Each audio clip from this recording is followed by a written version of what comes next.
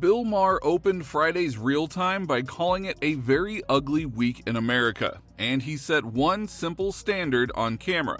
The monologue focused on what happened after Charlie Kirk was killed and how people responded in public. He framed that ugly week tone directly on stage, letting the live audience reaction underline it.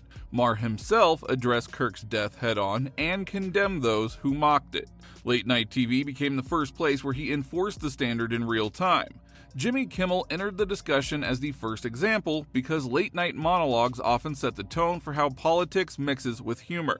The View also came up early as a daytime counterpart that faced a different choice about how to respond. This matters because a clear standard works only if people apply it across formats. He used the exact line once on air: "We don't mock their death." He made that boundary explicit and the audience absorbed it. Late Night has lampooned politicians for decades, but this was different because a real person was dead and some jokes treated that as a punchline. Maher used Kimmel's bit to argue for restraint without banning satire. Maher even added that he could support Kimmel as a friend while still saying the joke was wrong. That approach enforced the standard while keeping the criticism on the act, not the person.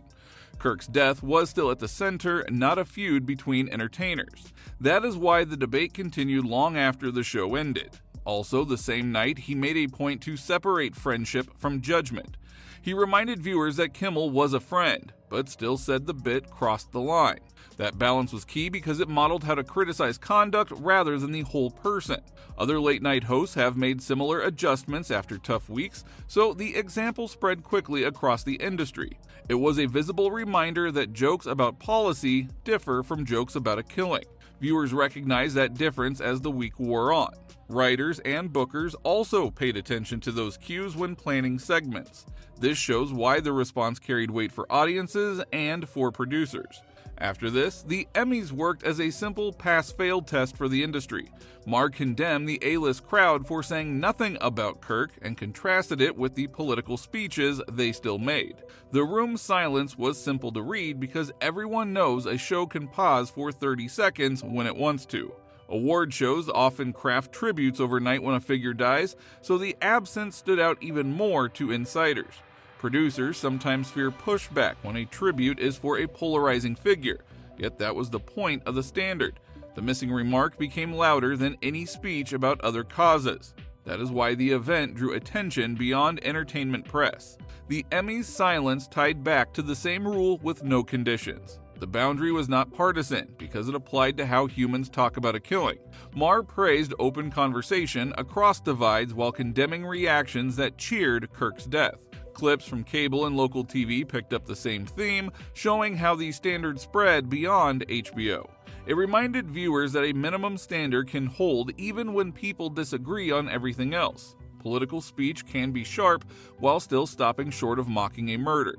That explains why the line felt simple and fair to many people who rarely agree.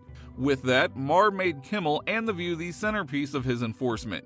He first used Kimmel's bit as the case study, a moment where a friend crossed the line and then pivoted straight to daytime TV.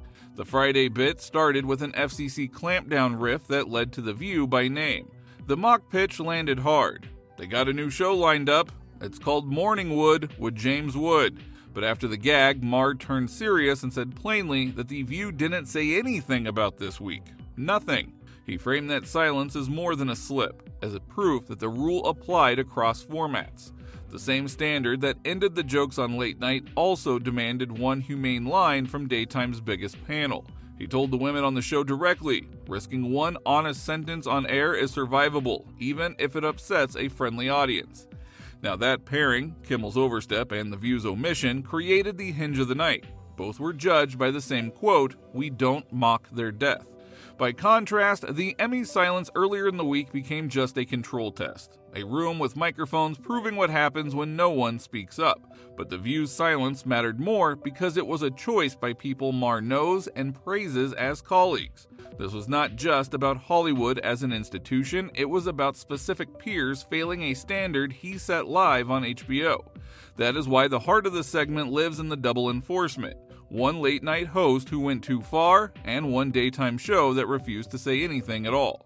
Moreover, the challenge was direct and personal without being cruel. He looked at the panel and said, "Let me go out strong, okay? It won't kill you, I promise. It's happened to me."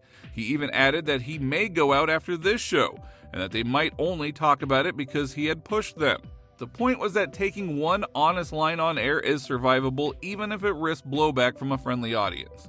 The same standard that stopped the jokes also applied to silence. Do not cheer a killing and do not ignore a killing when the platform is built to talk about culture. Daytime TV reaches a different audience than late night, so the omission mattered to millions who missed the story. In a fractured media landscape, each format carries a separate duty to say the basic human thing. This is why critics push back harder on this week's silence. At the same time, he paired the two enforcements to keep the rule central. Kimmel's monologue showed how to course correct without exiling a host. The View's Quiet Week showed how avoidance can fail a simple responsibility. Maher urged people to stop debating who's worse, moving the conversation away from tribal scorekeeping. The pairing said the rule floats above teams and time slots. It did not require agreeing with Kirk's politics or with any guest on either show. It asked for one sentence that acknowledged a life taken. The room gets calmer when the floor is stable. That is why the standard felt repeatable beyond this week. Later that day, he also called for cooler rhetoric across the parties. He urged both sides to lower the temperature after the shooting week and repeated the "who's worse" line to stress prevention over payback. Those lines did not soften the boundary against mocking a killing. They enforced it.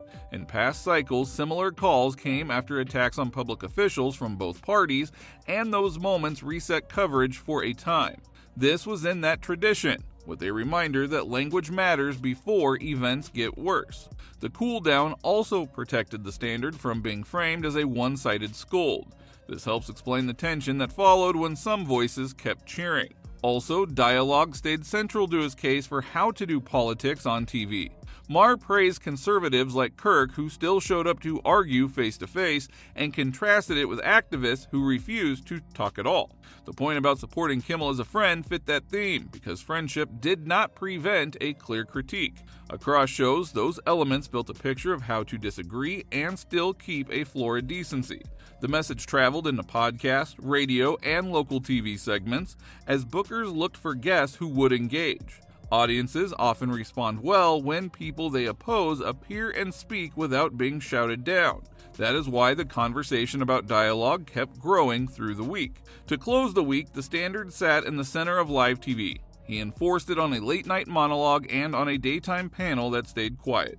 The Emmys room still shows how silence failed a basic test. He also asked both sides to cool down without blurring the line on death. His praise for real dialogue across divides reinforced the rule, while his plea to stop the "who's worse" game cut through tribal arguments. The standard is simple and repeatable. Politics does not erase humanity.